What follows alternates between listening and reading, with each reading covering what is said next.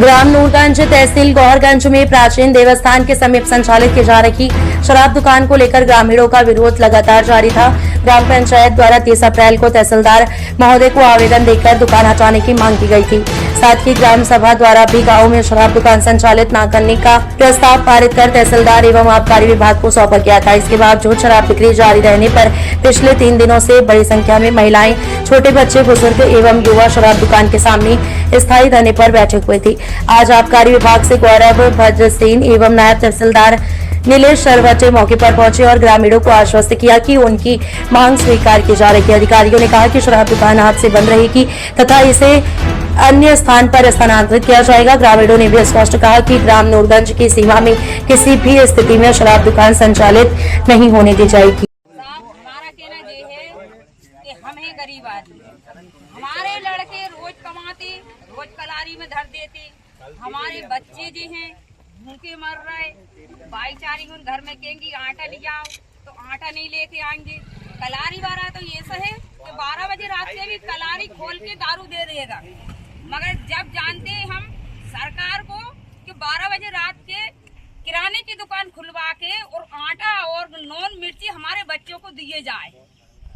जब समझते हम दारू तो तुम 12 बजे रात को दे दोगे, आधी रात को 1 बजे रात को भी दे दोगे। मेरे बच्चे भूखे पड़े रहेंगे तो आप आटा नहीं दिलवाओगे, नमक मिर्ची नहीं दिलवाओगे। मेरे बच्चे तड़प रहे हैं और वो है तो घर में जाके और अपनी भाईचारी को गाली बकेगा, मारेगा। मेरे बच्चे भूखे हैं।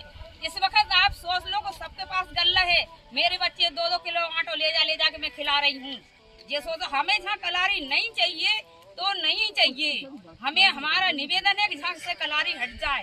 3 दिन से परेशान हो रहे हैं ठेकेदार रोज क्या कलारी हटाया जाए, हटाया जाए। हाँ, बोलो। हम जब तक नहीं बैठेंगे कलारी हटाया जाए, हमारी का सुनेंगे नहीं है। तहसीलदार नहीं सुनेगा, मोदी जी को इसीलिए जितवा रहे हैं हम कि हम गरीब की कोई नहीं सुनेगा।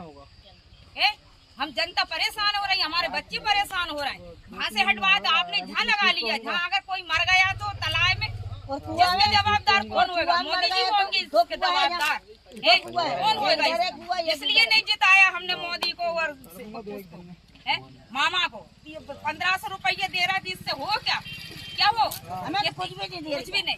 जैसे 1500 रुपया भैया दारू पी जाएगा और 2 लठोर लेगा। आगे से तो नूरगंज में रंडुआ फिर रहे हैं, उनको लुगाई नहीं मिल रही है।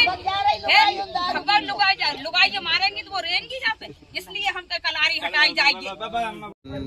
लाइसेंस से चर्चा हुई है जी।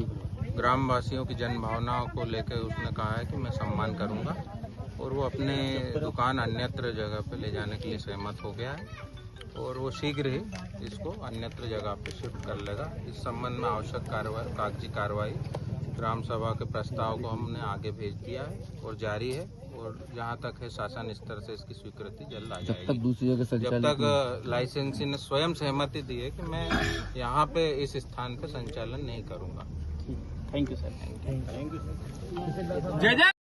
आदरणीय तहसीलदार महोदय जी, सरवटे जी यहाँ पर आए हैं। ग्राम के समस्त जनमानस के सामने ये बात रखी गई है कि नूरगंज पंचायत की सीमा, नूरगंज पंचायत के ग्राम के अलावा जहाँ तक नूरगंज पंचायत की सीमा आती वहाँ पर कलारी का निर्माण कार्य और कलारी यहाँ पर नहीं होगी जी।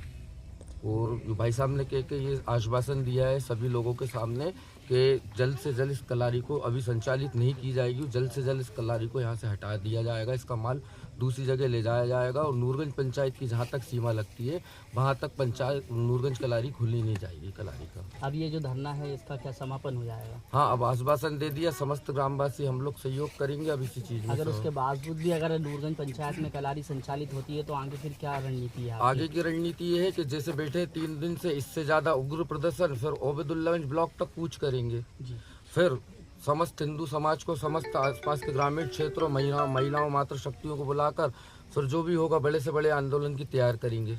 इस प्रकार यदि कोई दूसरी बात आती है सामने तो जी क्या कहें?